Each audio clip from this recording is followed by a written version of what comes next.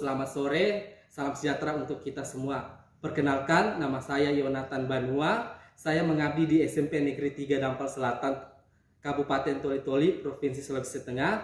Baiklah, pada sore hari ini saya akan jelaskan salah satu tugas kegiatan 1 yang berjudul pengujian larutan asam basa dan garam menggunakan kertas lakmus. Adapun alat dan bahan yang akan saya gunakan pada sore hari ini, yang pertama kertas lakmus. Kertas lakmus ini terdiri dari dua, yaitu lakmus biru dan lakmus merah. Yang berikutnya adalah larutan garam dapur, selanjutnya larutan cuka dapur, selanjutnya larutan kapur sirih, kemudian ada plat tetes, lalu ada pipet tetes. Pada dasarnya larutan bersifat asam, basa maupun netral. Nah, untuk mengidentifikasi apakah larutan itu bersifat asam, basa, dan netral dapat digunakan berbagai cara.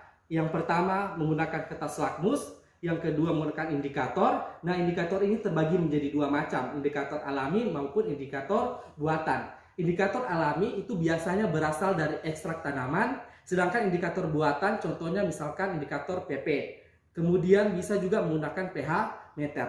Baiklah, pada kesempatan kali ini saya akan menjelaskan tentang penggunaan kertas lakmus untuk mengidentifikasi apakah ketiga larutan ini tergolong larutan asam, basa maupun netral. Prosedur pada percobaan kali ini, yang pertama kita potong kertas lakmus biru dan kertas lakmus merah secara kecil-kecil, lalu kita masukkan pada plat tetes. Nah, di sebelah kanan saya ini plat tetes lakmus biru, sedangkan sebelah kiri saya ini lakmus merah.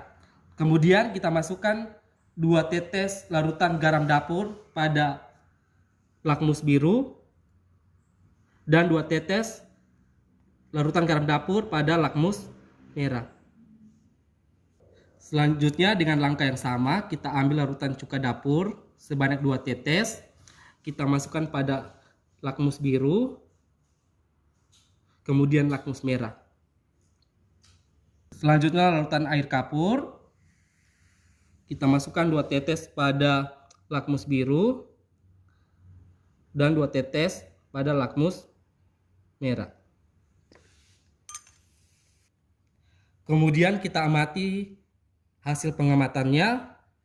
Nah, untuk larutan garam dapur, tadi lakmus biru tetap berwarna biru, sedangkan lakmus merah tetap berwarna merah. Nah, untuk larutan cuka dapur, tadi lakmus biru berubah menjadi merah, kemudian lakmus merah tetap menjadi merah. Dan terakhir untuk larutan air kapur, lakmus biru tetap biru, sedangkan lakmus merah berubah menjadi biru. Setelah kita melakukan percobaan ini, kita dapat mengidentifikasi ketiga jenis larutan ini. Nah, ternyata larutan garam dapur termasuk garam yang bersifat netral karena tidak mengubah kertas lakmus biru dan merah. Selanjutnya, larutan cuka dapur. Larutan cuka dapur ini tergolong asam karena dapat mengubah kertas lakmus biru menjadi merah, sedangkan kertas lakmus merah tidak berubah. Sedangkan selanjutnya larutan air kapur termasuk larutan basa karena dapat mengubah kertas lakmus merah menjadi biru, sedangkan kertas lakmus biru tidak terjadi perubahan. Nah, kesimpulan pada percobaan kali ini, larutan yang dapat mengubah kertas lakmus biru menjadi merah termasuk golongan larutan asam, sedangkan larutan yang dapat mengubah kertas lakmus merah menjadi biru termasuk golongan basa.